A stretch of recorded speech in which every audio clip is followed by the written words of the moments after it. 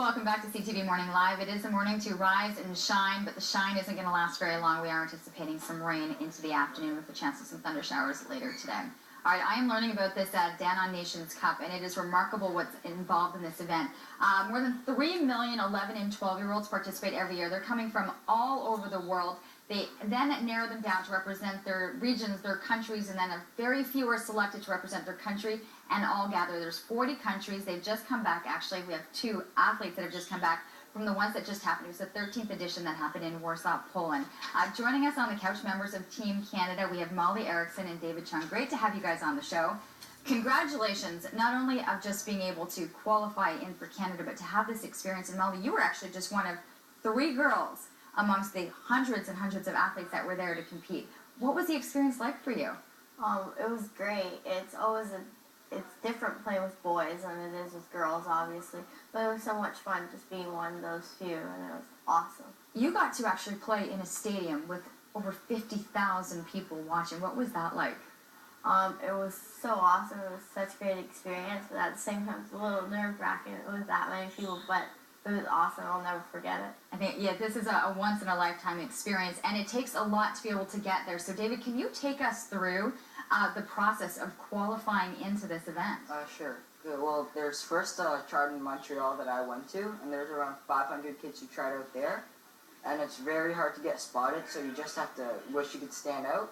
And then out of those 500, there's around 60 kids who made it, and out of those 60 kids, there's another selection camp in Montreal, and they cut it around to 6, and the same thing happened in Toronto, and then those 6 from each Montreal and Toronto made 12 to make Eastern Canada, and the same thing happened in the West. In terms of actually the numbers, there were about 4,000 to 5,000 kids in the East, which there were about 4,000 to 5,000 kids in the West that tried, that eventually narrowed itself down. And then you guys, what was it like each time to make the cut, that you were getting further and further ahead to make Team Canada?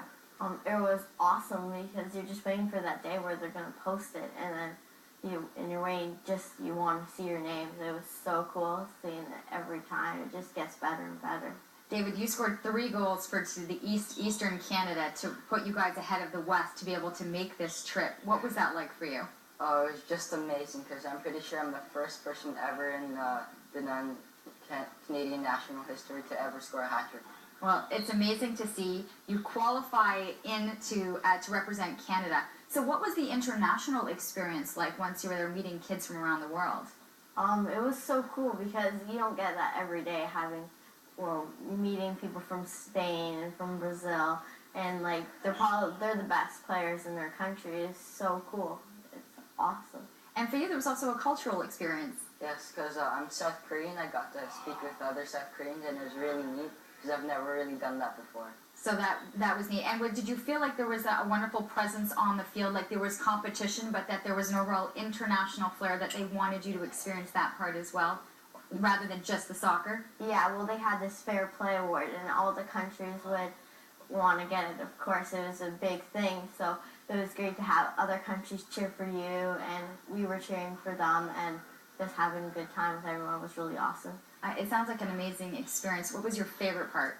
Well, my favorite part was when we played in the National Stadium of Warsaw, which is the Euro Stadium.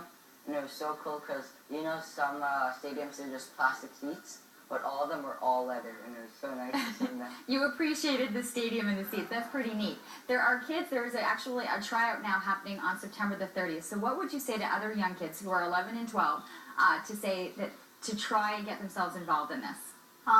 Well, if you just work hard and believe in your dreams, they really can come true, because, well, mine came true, and I always work my hardest, and so, yeah. And what about you for others? Well, probably just try your hardest, do the best of your ability, and, of course, believe in your dreams. Well, it's pretty neat, and I have to say, it's amazing. There were only 3 female players in all of this event, and 2 of them came from Canada, and you were in that. So did you like that? Were you nervous about being the only girl, or it was okay? It was a little, I got a little nervous because there's a lot of boys, but at the end of the day, being part of Team Canada can't be ignored. It's awesome. That's amazing. Congratulations to both of you. I know you represented Canada incredibly well. You finished 12th out of 40 countries. there is an opportunity to get involved. It's happening September 30th. You'll want to check out CoopDanoneCup.com. The information was listed on the screen to be able to see if you want to get your kid involved to try out. You never know, they could make this team. And the tryouts are happening here in Ottawa on September the 30th. We do have to take a commercial break. We're back right after this.